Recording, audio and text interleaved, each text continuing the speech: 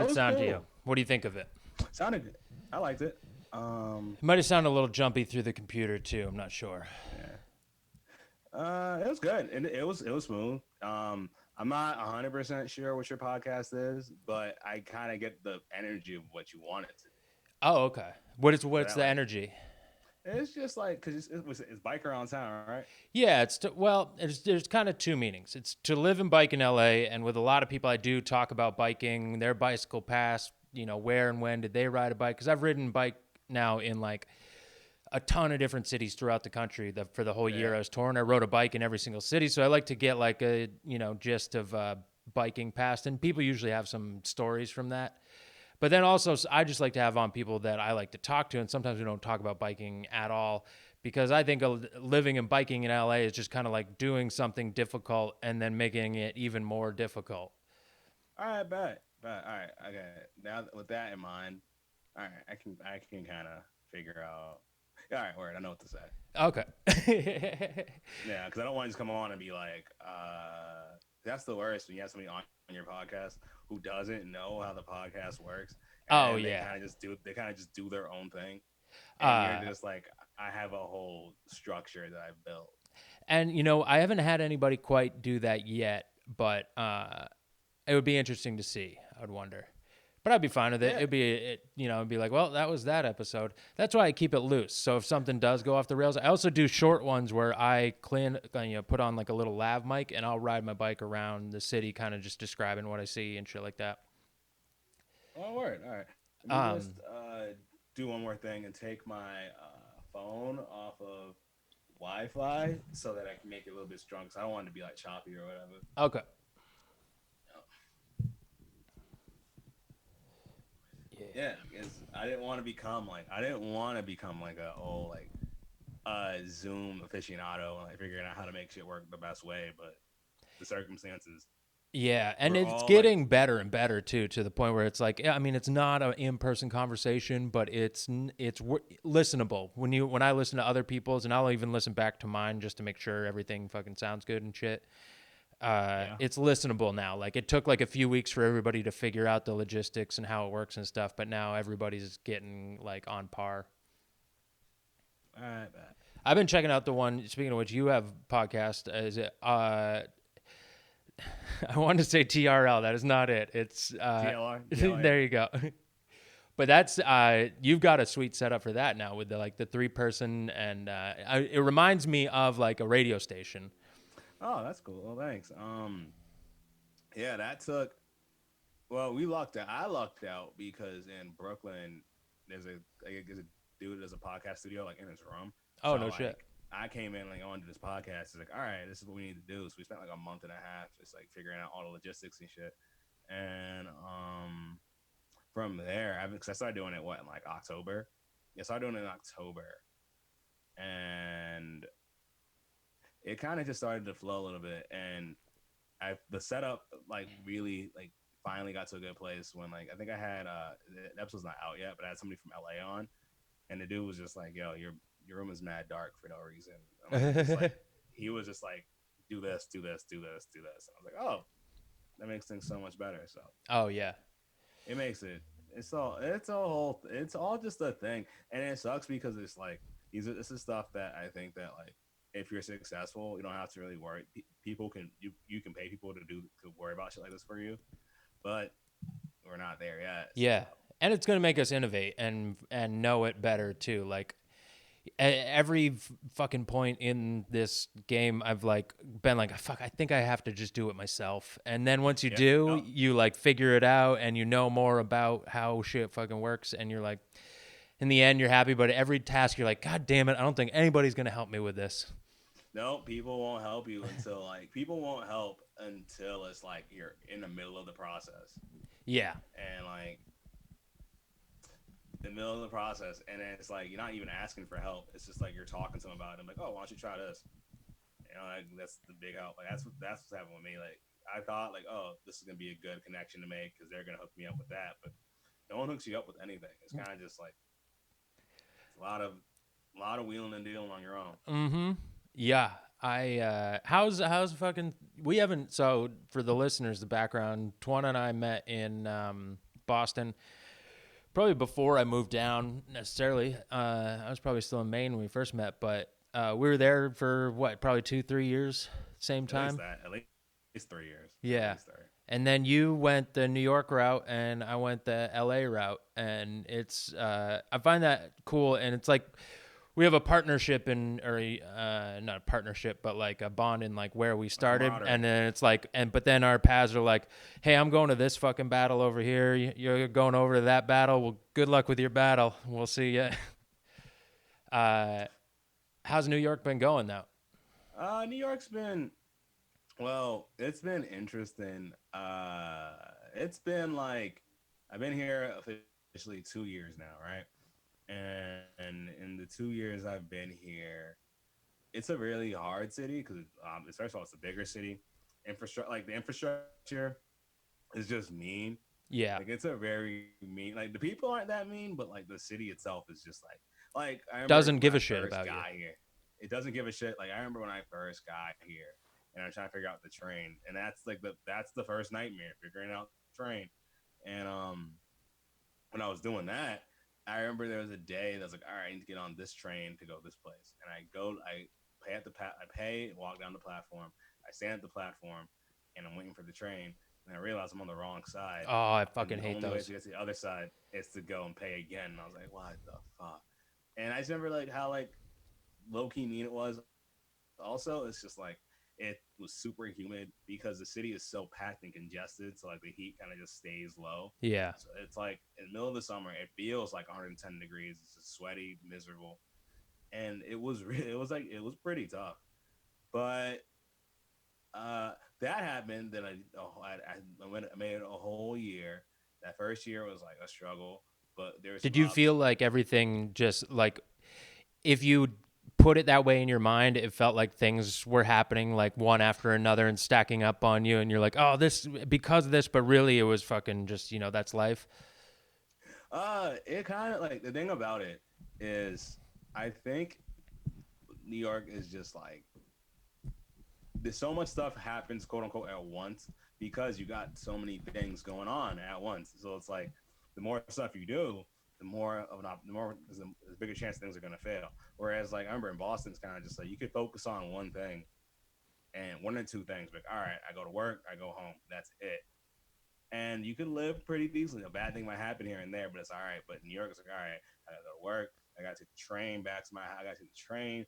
I gotta take the train, take another train, and I gotta walk. I gotta do this. I gotta do that. I gotta go home. I gotta be with my roommates. I gotta deal with this bullshit. I gotta deal with my long distance girlfriend.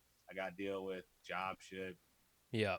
It's like it was all so like if things start going bad, it feels like it all shits on you at the same time. Yeah. So I went through a period where that was happening. It was like I went through a good like all right, I would say from October to maybe December of 2018. I was just getting shit on like every other day. Like it was just one thing after the next, after the next, after the next, and it was really really tough. But I kind of bounced back, and then the next year I had another period that was similar to that, but it wasn't as bad. And this year, here we are again, where it's kind of like, oh, things kind of suck. But it's like, but after a while, you realize it's like, it's not that things suck and they don't. It's just that things kind of always kind of suck out here. You just get better at picking out. Like you're better at reading shit. Like when I was younger in New York, I'd be like, oh, this seems like an easy way to do something. Like, no, it's not easy. Yeah. Like If it you were, people learn would be doing it that way. And exactly. You're like, yeah, that's the thing. You realize like you're not smarter than anybody else. You're not everybody's like I tried figured out a something. secret. Everyone's tried the same shit. The hard shit is usually better than the quick, easy shit. That's what And a place I've seen that especially out here is the Comedy Store, and like trying to get in there and get past there yeah, and shit is like, no matter what fucking way you've thought you're gonna get in, every weasel in comedy who's ever been out here has tried it before you. Just like fucking get in line, and you got to get seen. yeah, that's it. That's I think that's the thing that's true in both scenes where it's just like there's a line. You don't. It's not like a physical line, but it's like once you're in it, like oh, there's a list. There's like there are people that have been here before you who have worked just as hard as you. Some people have worked harder than you Yeah. to get to this position. And other people And will just fly right through, and there's nothing you can fucking do about that either. yeah, yeah. But those people who fly right through, either they're like, generational talents. That's like somebody that might be the greatest comic you've ever seen, Yeah. or somebody who has so much momentum that it's just like it's great, and that person has the momentum, and then you find like they get super far, but then when they burn out, they kind of stay there. And some people who have that momentum, they move super fast, but they also have a crazy work ethic where it's Yeah. like they're some people like it's like some people skip steps, some people just go through steps very quickly, Yeah. and when they go through, they have to be. Some people are just geniuses. They're naturally good at this shit. So, and I think that's one thing that I really appreciate about New York is learning how to see that. Because when I was in Boston, I used to have a lot of like bitterness, just anger at people. Yeah, for me it was frustration. Yeah, It was you I like wouldn't get I'd try never to get angry at people, but I would get frustrated in the process, and wouldn't know how to like get rid of that feeling. yeah, exactly. It's just like what the fuck? Like how come I can't get this thing, but that person did? And no one could give you really an answer because you can't like because you're just like, how did I not get that? Why am I not on this audition? Blah blah blah. And you know what's And so weird? I mean, something we both got, and then if somebody asked you how you got it now, was we're both comic in residence at the comedy studio. And if somebody yeah, asked you now, hey, how do you get comic in residence? You'd be like, I don't fucking know, man. I mean, it's a lot of things. There's not one like I really wouldn't know how to like exactly tell somebody that. oh, I could honestly, I could tell you how because I'll tell you. Okay, I'll tell you how I got it. You can tell me how you got it. But like, I got it because I wanted it. Obviously, Yeah. I didn't get it because I wasn't up like that. When I was up, I just wasn't funny. Like, I wasn't like amazing. I wasn't this transcendent because everyone has that ego of a comic. I'm the newest. I can do this. Like, no, there wasn't anything special. But then I wasn't getting booked like that, and then I started like moving around, moving and grooving, and what happened was I got so caught up in just trying to work other places, trying to do other shit. And I think that like I was on a list for it for a while, but there are other comics who were ahead of me on that list who were doing better. And after they were chosen and they were done, it was like, oh, do you want it? Because, but at the same time, but that's literally how all this shit works. It's not. But there is a lot to the method is stick around long enough. Yeah, you stick it. That's it. That's pretty much comedy. If you stick around and you're funny, you'll if you stick around, you're funny and you're constantly trying to work on being better, you'll get something. Yeah. I've never seen somebody who's just like this guy is the funniest fucking person who doesn't have anything. And because after at first you see that was the thing about Boston that I saw where you'd see a motherfucker, they'd be like, oh, this person is the best comic I've ever seen, but they don't have shit. Why don't they have it? Because the game is so dirty. But if you really watch that comic, you could see what it is, and it could be like they're generally just like they don't want the thing, which is like Yeah, not trying that's real hard. fair, I or know. they're I just like mean, no offense to anybody. There are definitely some extremely funny, not trying too hard. yeah, exactly. Some people aren't trying too hard. Some people just like when you look close at their acts, they're not really like that funny. They have a lot of charisma, but they're not like that funny. It's like they Some filled out a people, Mad Libs yeah, hmm of how to be a funny stand up, and you're kind of like, yeah. I mean, you did make him laugh, but I don't know what you fucking said, and it was yeah. yeah. Or some people just have too much. Yeah, some people have too much pride. Like some people have too much pride to ask for help, Oh yeah. and that's killed a lot. That slows down a lot of people, and that shit that doesn't change. That's not even just the Boston thing. That happens like everywhere, because it's just comedy, whatever it is. I think one blessing I've had. I'm sorry, I keep swallowing because like I don't know if you had this problem, but like lately because I haven't been able to go to the barber and stuff, my beard has been going longer and longer. And I feel like I've been swallowing beard hairs. Dude, I get it in my teeth all the time, Yeah, and and it drives me crazy, and I'm like trying to just like peel it. It gets stuck in between like one of my four front teeth. yo, one of them like I got a beard hair. Like it's I've had like stuck around my mouth now. And it's like I've had stuck in the back of like my throat. I can just feel it, just like not. And I'm like, what the fuck? Like, I know what it is. Yeah. I can feel. I'm trying to like push it down, so it's just like, You got to try like God. peanut butter or But something. yeah. Oh, that word. It seems like that would be like that would encompass the whole throat as it went down and maybe like push everything with it. Oh shit, I might try that. That's like there we go. That's that. I learned something today. But yeah. uh, but this all does line up with like how that works and shit and coming into bicycles because riding a bike, especially in LA. Have you ridden a bike in New York at all? Oh fuck that. I didn't like Yeah. riding bikes. I didn't like riding bikes in Boston. I wasn't doing any of Did that you? So shit. you grew up in Boston, right? I grew up from high school on. Yeah, I was in Boston. Before that, I was in like Wilmington, North Carolina, hometown of Michael Jordan. No shit. And I've done the Dead Crow there. I fucking yeah, also where they filmed Dawson's Creek. they filmed all. Yeah, yeah. I met Katie Holmes one time, which was crazy when I was super young. Oh, I here, met. do tell. Oh no, basically, it's not even that exciting. All it is just like my dad worked at an office building that they were filming at, and we were in the gym in the building, and they were filming, and like the only bathroom that was like didn't have like film shit in it was near the gym. So different cast members would like walk by, and then she walked by and like said hi. I was like, oh, hi. But I didn't watch the shows. I didn't care. Oh, another person I met in fucking Wilmington that I just thought about that I just realized this morning. I met fucking Tony Hawk. Really?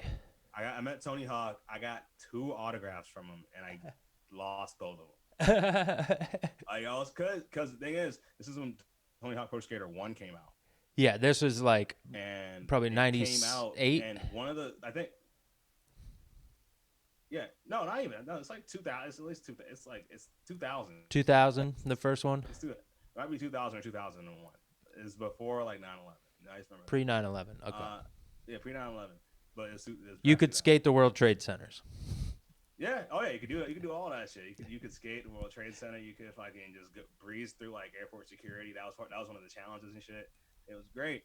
But with Tony, what I remember like so like the skate park. One of the levels is based on a park in Wilmington. I think it's at level 1. Oh, really? Yeah. Actually, yeah. So that was so he came for like a tour for because Tony Hawk Pro Skater 2 is coming out soon. So like I was there with like I went to like a summer camp daycare type of thing. So my parents both worked. So I did a lot of that shit. I did that as I well. It was was called, it was just called Rec. We called it yeah, Harrison Rec Program. low key I hated that shit, but that's a whole other story for like my therapist probably. But Ours was great. It was a great way to get, touch some boobies, shit like yeah, that. I was just like some little chubby nerd. This I don't know. Town was kind of racist, but like anyway, so he was there. And he was doing like a little tour. Like he was there. Bucky Lasik was there. Fucking Nice. who was the BMX nigga on Burr House? Matt Hoffman. Yeah, Matt Hoffman was there. Yo, I got all their autographs, bro. Tony Hawk's Hmm. kids were there. Like everybody was there. Dude, his CNN son is a actually took badass now. His son like shreds guitar in a band and is a fucking sick yeah, ass skater. because his dad is the coolest fucking guy. Then also on top of that, CNN, the dude from CNN interviewed me and one of my friends talking Anderson about Tony Cooper? Hawk. No, it wasn't. It No, wasn't. this would have been way before that. This is when he was Yeah, still a it, Vanderbilt. yeah. This was he still had like brown hair and shit. Plus, it's like if it was Anderson Cooper, I would remember it. I would remember it if he was beautiful or not. This guy was Yeah, very average. you would have been So like, that anyway, guy is gay yeah, because it came out much later. Yeah, he came out much later, but I could have felt it. But I got interviewed. It didn't get aired because I didn't know what the fuck I was talking. I wasn't a skater. My friends were skaters. I remember like I went back to like my I went because I had a couple of friends that in my neighborhood, a little cul-de-sac neighborhood and shit. They skated or whatever. I was just like, some shitty little nerds. That was like the only the token black kid. I was super nerdy and awkward. I had braces and shit. I was also unathletic and shit, right? They used to like laugh at me about shit because I had like ride my scooter around and everything like that. And then I came and I was like, oh, you're in fucking this stupid summer camp. You just can't stay home and be like a real nigga. But they didn't say real nigga. You can't be cool and stay at home. And laugh. And I came back one day and I was like, I got Tony Hawk's autograph. and they're just, and I could remember the resentment. They were so that, and they were just like, you piece of shit. I took a, like, there's a picture somewhere at that summer camp or whatever where, like, I think we stood up. We There's a picture of all of us together, and I have bunny ears over Tony Hawk's head, and I was like 12, maybe Nice. even like, yeah. So it's like that shit happened. Then also, I don't know, maybe I think the chick who ran the camp, she might have tried to molest me, but I was like oblivious. But I don't fucking know. That was the whole thing. Okay. Um, Yeah, that was how I was could it I like a teenager? Nah, she was like, no, she was like she like ran the shit. She was like Oh, really? an adult woman who, like, I remember this, I remember vividly. She came on to me, Nice. but I was like 12. But hey, it was just, I mean, It yeah, can be but it's scary. like, Yeah, I mean, you don't know what to do at that it age. wasn't scary. It was just like, it was just uncomfortable because it was just like, that's the thing that I noticed as like a black dude was, I noticed early on that people kind of age you up faster than they think. Oh, Because yeah. like I was like 11, but some of the counselors and shit, because I think I was just like, I wasn't super spastic. I was kind of cool. I was like, I was kind of, I wasn't super cool, but I was just like, I was whatever. You were chill. And You were like didn't act like a kid. Knew how to keep your mouth yeah, shut I and was just be chill. Yeah, calm. I was Yeah. chill. I was chill. I was calm. So some of them were just like, "Yo, I." I'd be there. They'd be like, "Okay, I can like swear in front of you. It's fine. You're not like a kid. They're like, I can swear. Like, we can.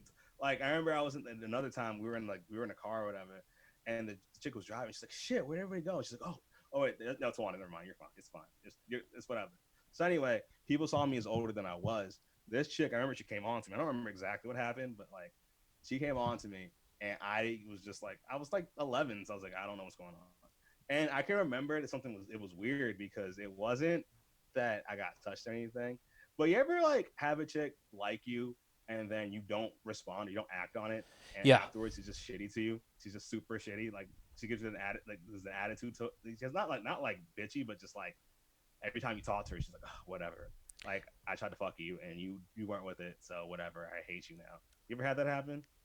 Maybe not so a little bit, but I've more had the opposite where I've not responded at all, and then they don't give up, and it gets weird. I got the I'm giving you everything I got, and you're just gonna ignore this. You must either you're just an idiot or you're gay or you don't like me. So I think you're an ass. So anyway, this Yeah, I it's think. that Well, energy, here's the shitty other energy. thing. I don't think I have ever said. I have never said no in that situation. Especially as a young teenager, I always felt like I don't know. I had a weird who I was into, who was into me. I think a lot of people like from middle school through a little bit of high school thought I was interesting, pretty good looking, but it was an oddball, and I was kind of a mystery as far as because I was in and out of school and shit. And In and out of school. yeah, like I was homeschooled for a few years in elementary school, and then in high school I was competing in skiing, and so I was like out of school a bunch and kind of it Mm. was like kind of part time in high school and part time doing that shit. And Oh, all right. Wait, and you're a competitive skier? Like what level? I made it all the way to the U.S. Open a couple years. Oh, word. That's what's up. Yeah. The listeners of the show are like, "Shut up! You're not a pro skier." I don't. I always say I'm a freestyle skiing legend, but no, like it was at the beginning of that kind of like the X Games, those type things. I've done X Games qualifiers, and U.S. Open was the You ever highest I got. see who was that redheaded motherfucker? What was that Sean dude's name? White. Yeah, you ever see him like? I've never seen him ride in person because I've never been at the same event he was at. And Mm, there's only pretty much only the X Games did they are skiing and snowboarding together at the same place. oh, Otherwise, it's like the U.S. Open is just skiing, and then there's all these other ski events like Dew Tour and shit like that that are now mixed. I think actually the Dew Tour I think is now mixed, but it didn't used to be. okay, all right. That's still like, I didn't know any of that shit. That's pretty cool. Yeah, that was the first goal I had, fucking living up in Maine, and All right, then well that makes sense. um, but you. So in high school, well, I guess how much bike riding did you do? You must have done some in Wilmington, and then Yeah, a little, not a lot, but just yeah, like and a then little get bit. to Boston, and you're already in high school, and you're like got trains and shit, and you're like, fuck that. I mean, I did a little bit, but not like a crazy amount. Like, the last time I rode a bike really that I really remember was I was in college. I was a token black friend, which is that's a whole thing. I say it like What because college? Framingham State. I was at Oh, Framingham State. I was I and we went to Situate because like one of the kids one of the kids in the group, he's from Situate, and B, one of the girls in the group, like her family owns a summer house in Situate, and the summer house was owned by like it used to belong to John Quincy Adams. oh, that's some fucking nice money. That is Oh good. yeah, That's but I didn't realize until I got there. And I saw the size of his desk, and I remember I remember looking at his desk, and I said to everybody, I was like, how many slaves built that? yeah. How many children were fucked on that? Yeah, it's like there's some evil shit. There's some evil shit that's Oh happening. But yeah, anyway, I remember I was there. It was cool. Like I rolled a blunt with like a black and mild, which I don't recommend. That was so sick. nice. But I rolled a blunt on that table to just On be that, like, just to yeah, do it, just to be like, fuck you. just to Yeah, I felt I was like I have to just shit on this person. But after that, like I just rode around Situate for a while. Just rode this bike. that's fun. That's like a little beach town, right? Yeah, it was a Yeah. beach town. It was like leisurely or whatever. It was cool. I had a good time. Yeah, the thing is, so I just moved out to Santa Monica, and I've been killing it at the beach and like riding my bike. That's why today was day 3 surfing.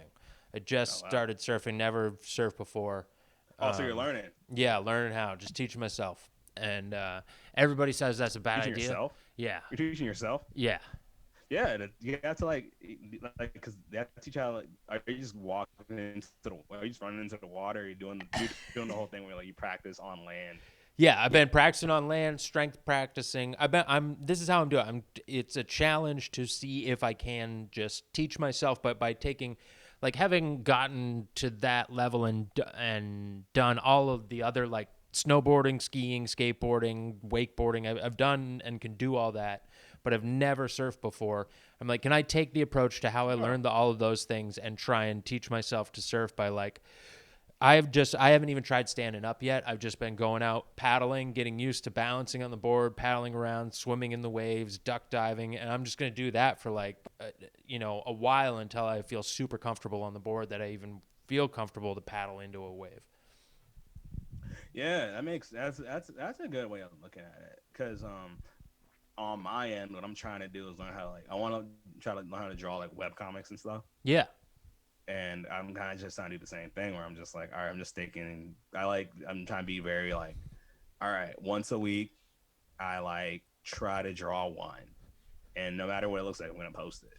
That's just once a week because I learned. I was like, because I was looking at also how I learned how to learn how to do other things like stand up or like just writing in general or whatever the fuck. And it was always just like, oh, I watched how people did it.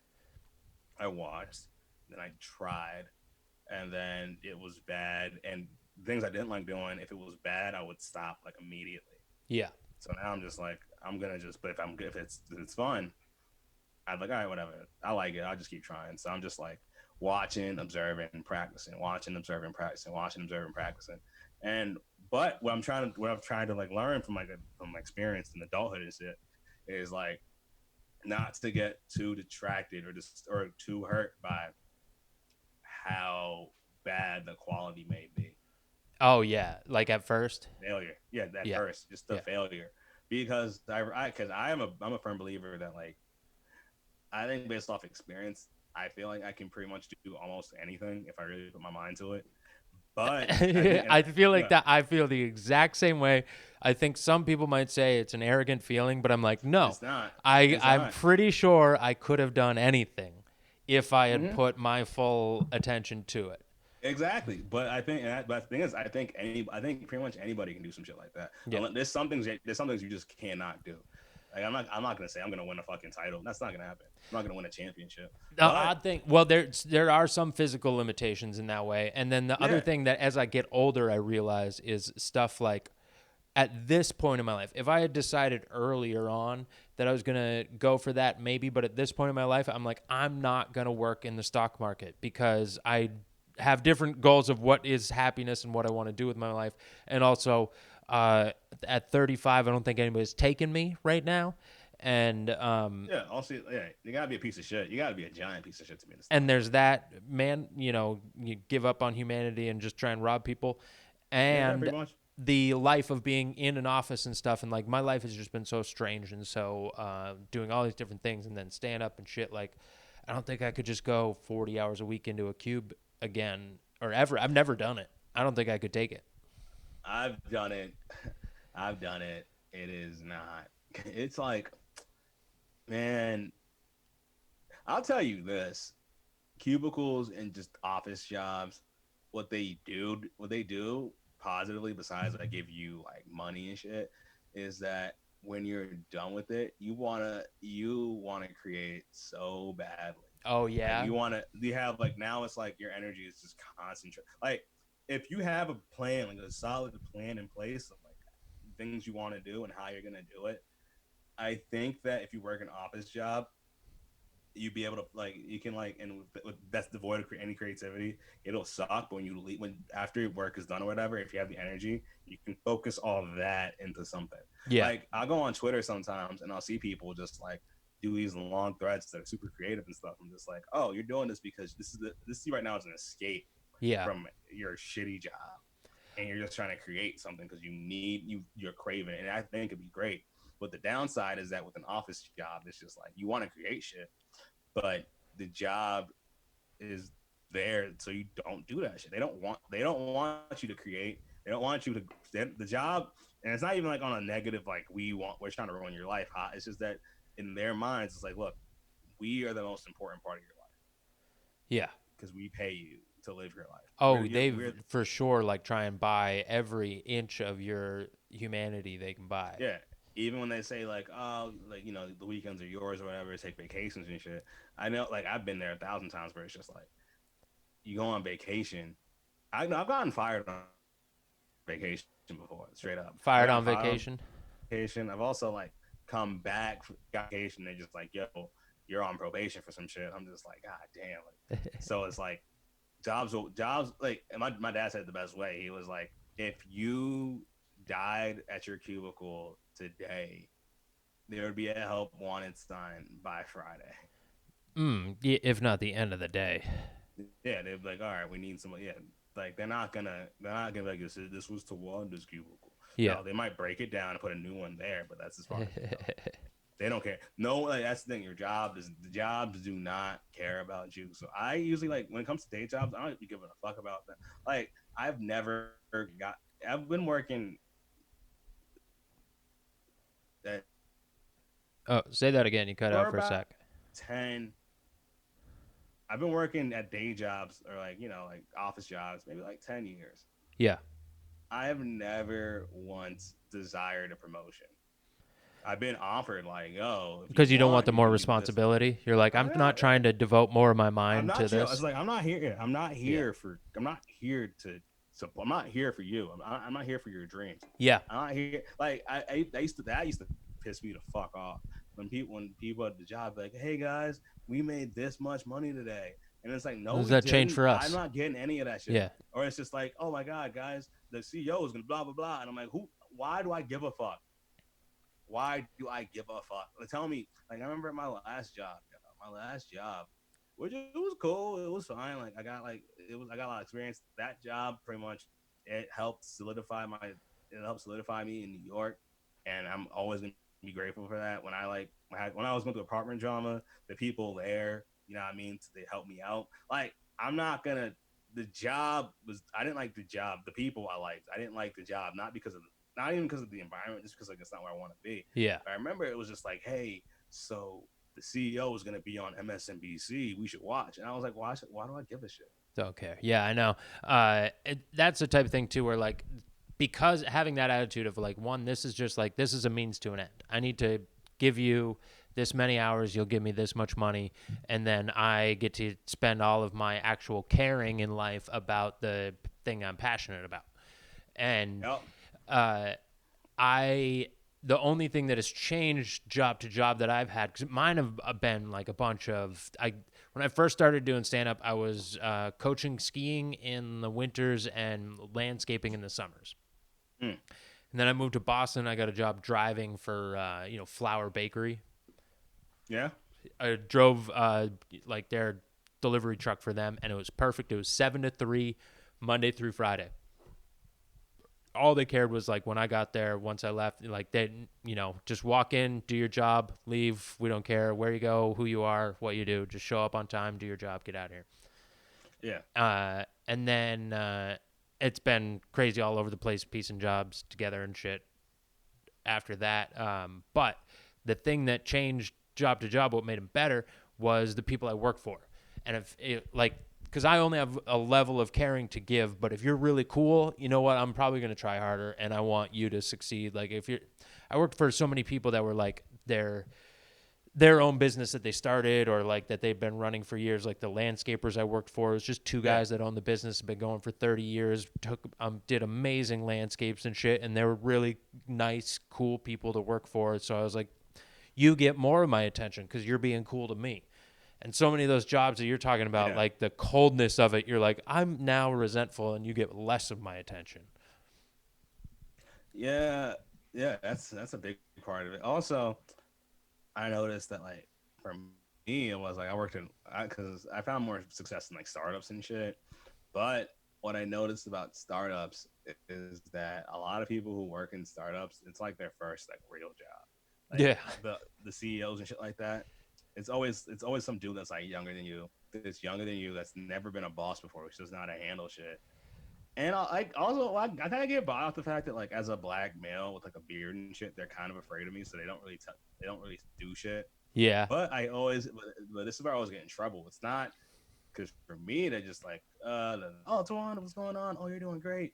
That's that, which is fine. Like, all right, word, but that's up. Then I'll see like one of my coworkers like crying or some shit. Like, what happened? Like, oh, so and so said this to me, and I'm like, what? Are you serious? I was cool with him. So then it's like, and then when I see shit like that, when I see how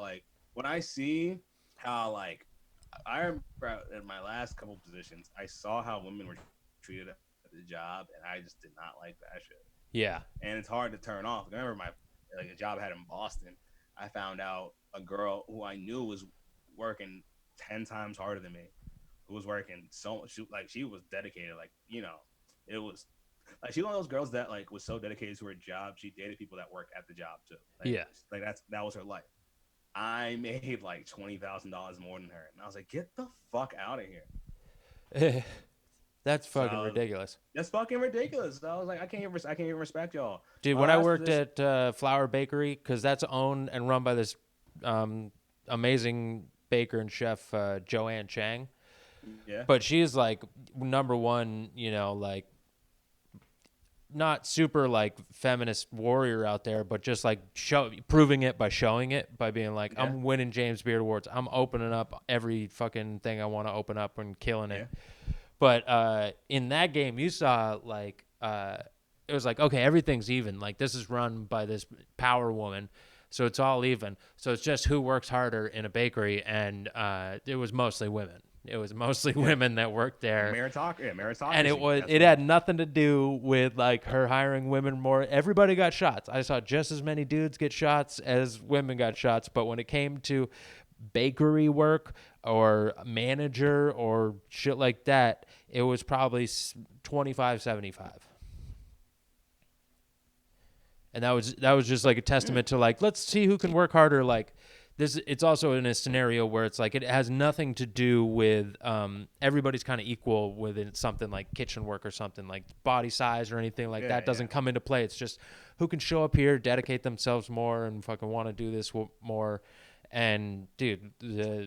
I get that. Yeah, meritocracy. Yeah, that's what I'm talking about. That meritocracy shit. It's supposed to be that.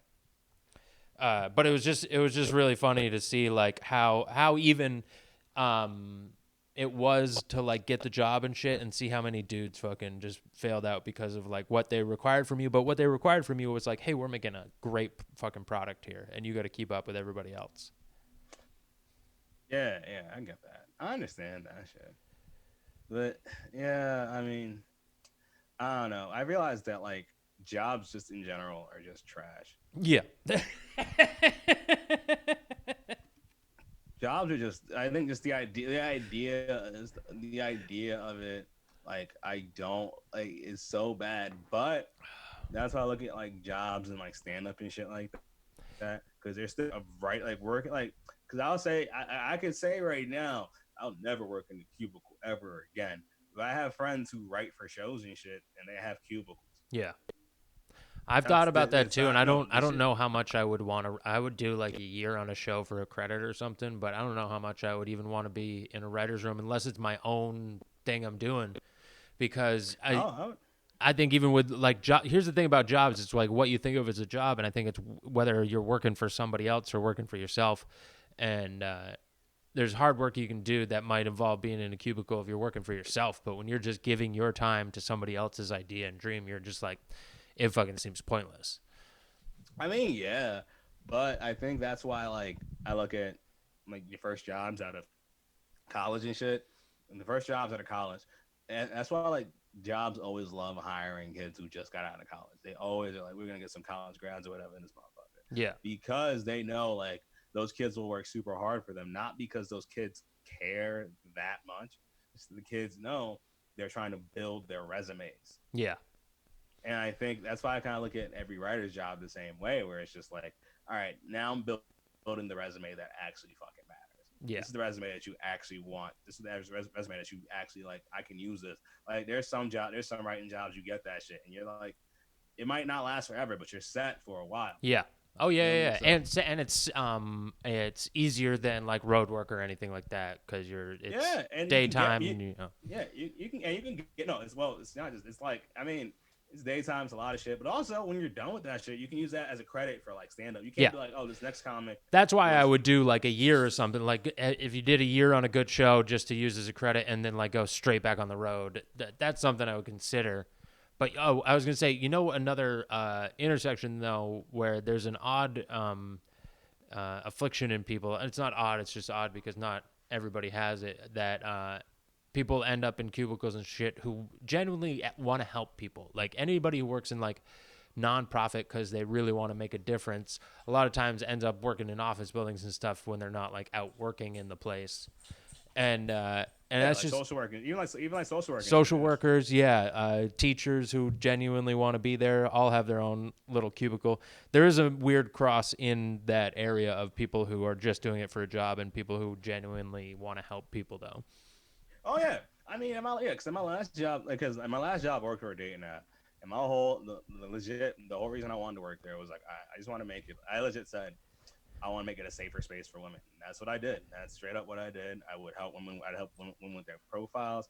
I would block dangerous guys.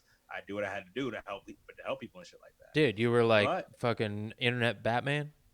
kind of yeah. But but the thing about it though is that like at the end of the day, all the job shit, it's just it becomes like no matter how much merit you have and like how much you want to do some shit, it all comes down to money. Because if you really cared about the shit, if you truly and honestly were like, I want to make a difference, then you can nothing stopping you from doing that shit for no money.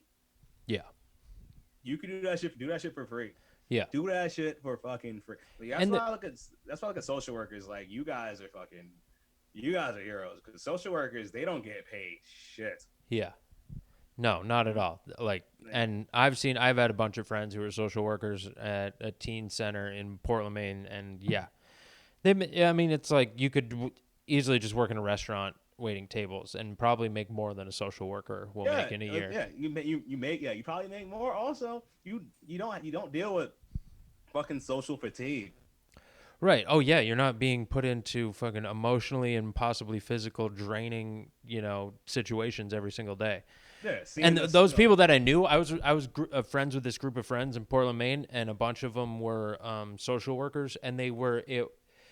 I felt bad about myself hanging out with them because they were all genuinely good people, and I like it was the one of the first times I'd ever met a group of friends who were I like hung out a lot with them and really like didn't see a dark thing in any of the people. Their ideas they came up with were to generate more good, and I was like, you guys are the best.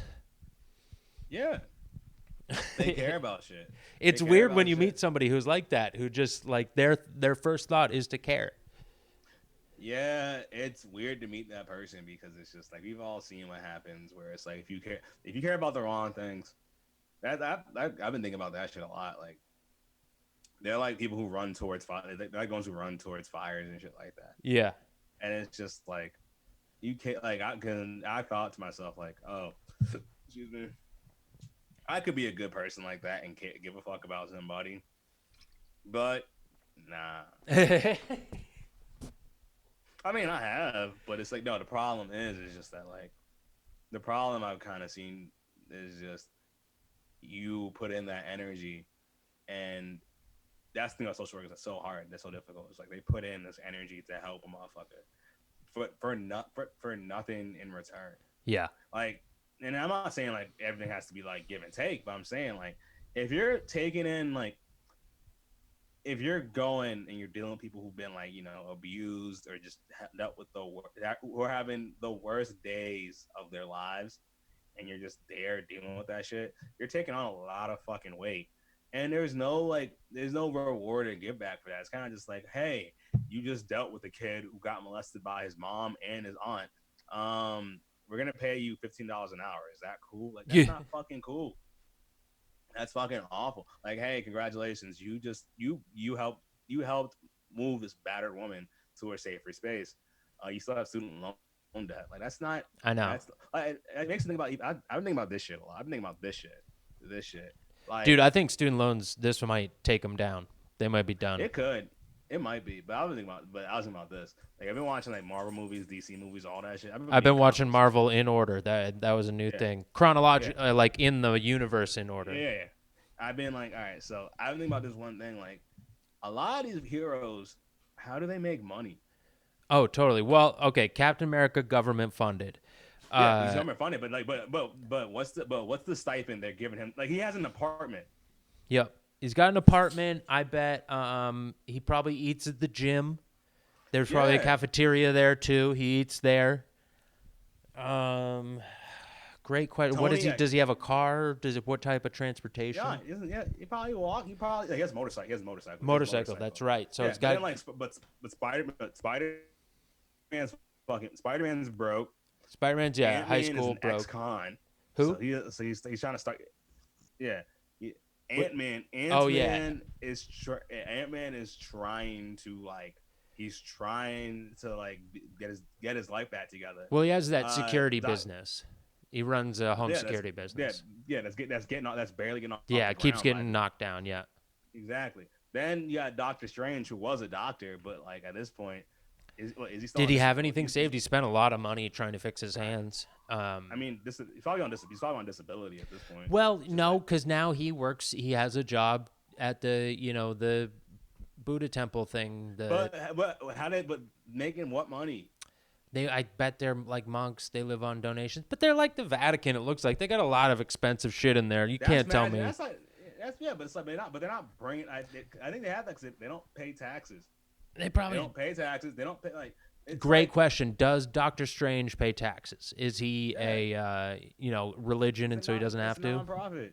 Then the Bruce Banner Bruce Banner when you see him in Doctors Avengers, Without Borders. What is it?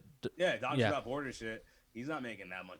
They don't make that much money. No. Because if Doctors Without Borders made more money, more doctors would do that shit. That's how you know people who really fucking care. Is people who do that shit. Exactly. You went through medical school, and then you're going into the worst places for no money to fucking do that shit. Those are the best doctors. That's the weird thing. People always say like, "Oh, the system here makes the best doctors because you want to be good to make more money," and it's like, no, those are the best doctors. Those are the fucking people. Honestly, I disagree. I think those might be like okay. Some of them might be great. Some of those doctors might fucking suck. But some of those doctors is just like, yo, you didn't get into any residency programs. He's like, oh, I'm going to Kenya. Yeah, so I'm going to like. You think they give a fuck? Like I've seen this happen before. There was a serial killer in America, right? Who he killed he killed a ton of patients. He's a doctor who's a serial killer. Yeah. He killed a ton of patients and just kept going from hospital to hospital to hospital. He kept getting caught, and finally he left and he went to Zimbabwe and got a job immediately because it's just like no one's doing a background. Like, oh, you're a doctor that wants to work here. Like who gives it's like just offing people in Zimbabwe. Yeah, exactly. But yeah, so that's what I'm saying. Like in like Doctors Without Borders, you think anybody gives a fuck that you got a C plus and that your GPA was like 2.3 when you're in Kuala Lumpur? No, nobody gives a fuck. Yeah, what's the conversion rate to Sri Lanka on 2.3 credit? Like, we'll take a 2.3. Yeah, exactly. We'll take everything up to a 1.9. Yeah, Yeah, yo, I saw this shit too. There was a there like even these are the worst fucking people. I hate the people that go on a fucking and try to build a church somewhere in like Nigeria or some shit. I Oh think Nigeria. yeah, the what do Those they call motherfuckers. those? There was a chick. There was a chick who's in trouble who got arrested. She's gonna be on trial soon because she was doing like medicine. She wasn't qualified in any way. Like she didn't go to school. She didn't go to school for. She wasn't a doctor. She was doing medical. Chiropractor. Not even no. She was like taking blood and like giving out and giving shots and Jesus. shit. And it was everyone was like, "But you have no background in this shit." But she came in like, "I'm a white lady. I can do that." And another guy came in. Another guy came in with one of those on one of those missions or whatever. He was like molesting kids. Yeah, that's where it always goes. That's how Yeah, fucking. That's any thing like that that is pushing the boundaries of helping the incredibly downtrodden. The pedophiles always find their way there. They're that's the worst shit. yeah, yeah, but I I think think that's the case. So much of that too. There was that case with the Catholic Church, and one of the fucking dudes was transferred by Ratzinger, the former pope, to a deaf school where he fucking molested like 100 deaf kids.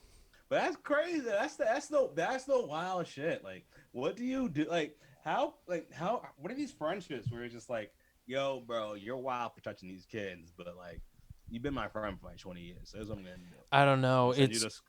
I'm gonna send you to this deaf school. You just do shit there. No, those kids don't matter. God clearly does. God clearly doesn't yeah, love them. They can't hear him, and he can't hear them. So fuck yeah. go If he let him. wanted them to tell their story, he would have given them a voice. Exactly. You would have given who's listen to sign language? No one knows sign language. It's like that's just fucked up. But also, like, I remember, like, how evil do you have to be? Like, I remember after, like, speaking of Sri Lanka and shit, that tidal wave, like 2005 and shit. What I heard was a lot of pedophiles were flying to like Sri Lanka to pick up abandoned children. Oh, that's the fucking wet market of pedophiles is Yeah, go to disaster zones and find yeah, the kids whose parents have died. yeah. And how evil do you have to fucking be? How evil do you have to And be to watch innovative, that shit? evil and Yeah, innovative too. That's a and terrible think to yourself, combination. yeah, and think like you can't walk past a disaster and be like, oh, there's an abandoned child. That's fucked up. That's monstrosity. And I've realized the most evil people, they probably were like, oh, we're going over there to help. I'm going to help, but it's like in reality, I'm gonna go touch. Like that's fucked up. That's why like I think a lot of people who do pure good, they're doing like one fucked up thing. You ever hear about that? How like people, nah, Or people it's either that or like, one fucked up thing happened to them that they're trying to fill that hole with pure yeah, helping somebody. Because I know some people who did pure good who are like abandoned and they're just always they will give up everything in their life to try and like save somebody else and you're like you're trying to save yourself when you were a kid and you'll never be able to do that, but that's why you're like have yeah. this genuine heart in that way. I also know people who like they do dope things, but they're just like I know people who like they teach like they teach disadvantaged kids and shit. They cheat on their wives. Oh I yeah. have an ex. I have an ex girlfriend who like she worked with autistic kids. She worked with them very closely. And Yeah. she Notoriously was autistic kids cheat on their wives. oh no she no she don't him. She was just a giant cunt. She was just a giant cunt of a person. Oh, okay. Like she was just like like it's funny. I mean she had her moments, but still like overall just like I don't wish her and her family like what like I don't want bad things to happen, but I don't want good things to happen. No, that's a force. That's a force. That's a force. That's a force. That I wasn't a good person. But nah, but like I want them to just adequately pay their taxes every year and just never have like a real joyous moment, but never any downtrodden. yeah, like I remember like okay, so like my last ex girlfriend, she got and then unfortunately she passed away from cancer, which sucks, which is unfortunate. But like I look at that situation and I'm just like, damn, why did it have to be this ex? Like, why did it have to be? Like, why didn't the other one just not? I don't want her to die from. Why didn't the other one just like get it and then beat it? But like when she got it, she got a deeper understanding of the world. So maybe I shouldn't be a bitch all the time. Yeah. No, I've had that feeling. Oh shit! Oh god damn it! Hang on just a second. I'm gonna take this live. Hello, Mom. Hi, I'm sorry. Are you calling into the family Zoom? Okay.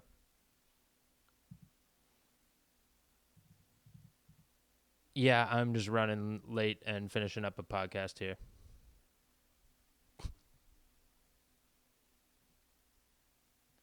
Okay. He probably started it. Oh. Well, either way, I'll call you and bargain call. All right, just give me a minute. All right, love you. Bye. I totally forgot I was supposed to have a family Zoom right after this. Oh damn, it's all good, man. I was going to a very evil place where I was wishing cancer on like one of my exes, which is that I shouldn't say that. I take that back. I'm sorry, Ashley. I didn't mean that.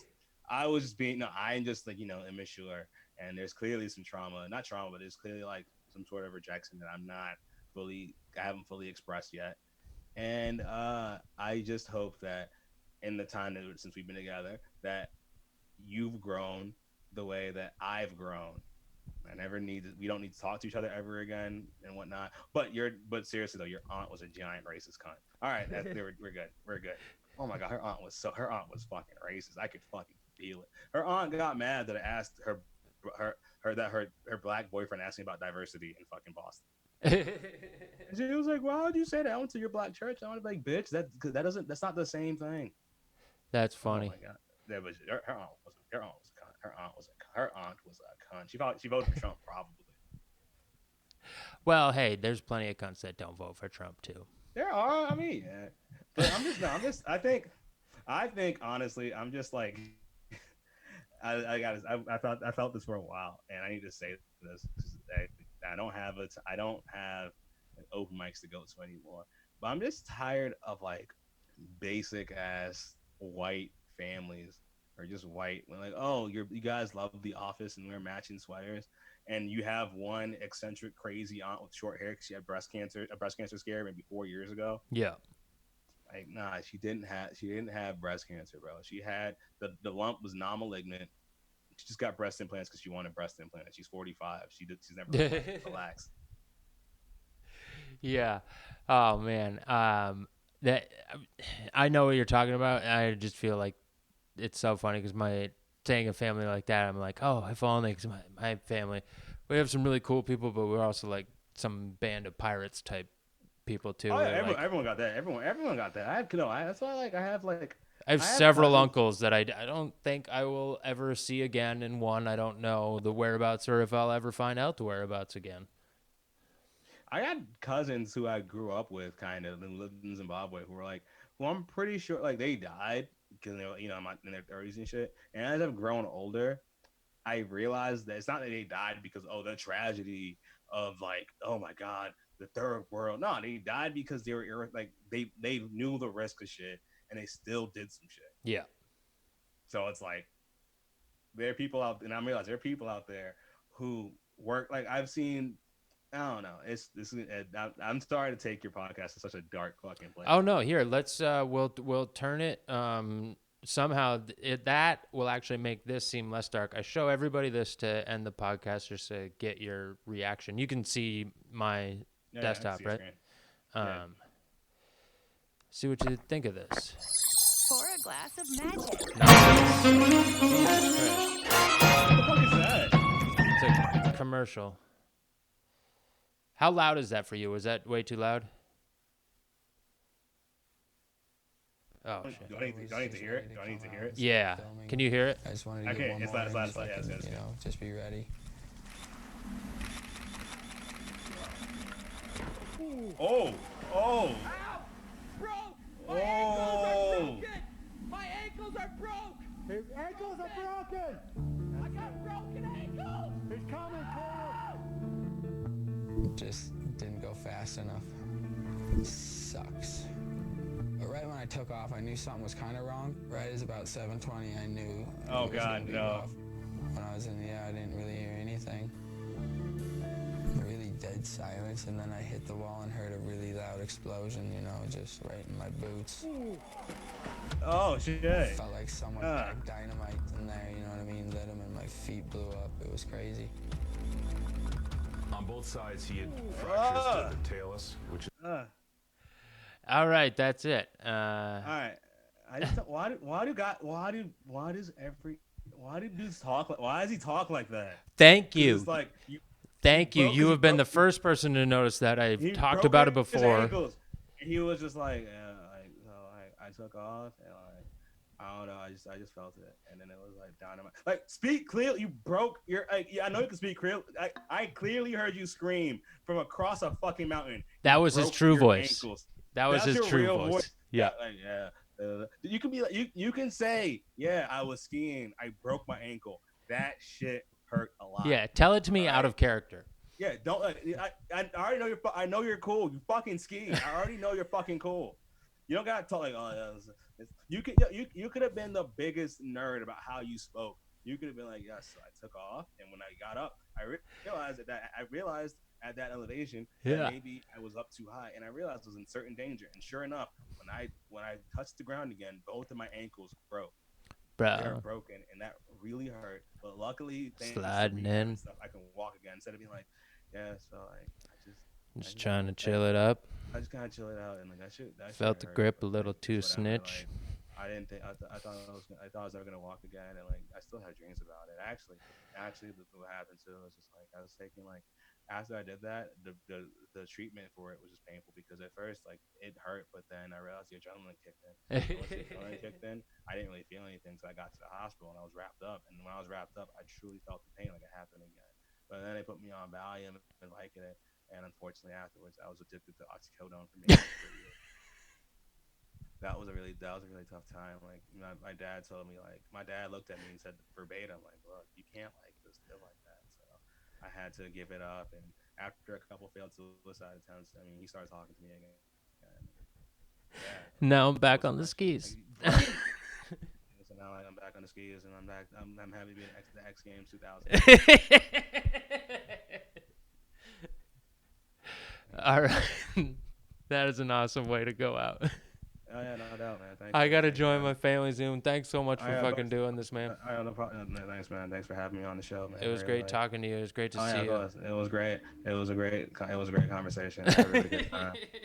And I hope that you learn how to surf. And also, Ashley, if you're hearing this, I just want you to know that like I think your aunt is a good giant cunt. And I don't know. I just think that maybe she just grew up in a different way. She's from like South Carolina, and so like racism is just a whole thing out there. But you know, I think that by this point in time, that like Wikipedia exists, you can learn about the struggle. All right, thanks so much. See you, buddy. All right, peace.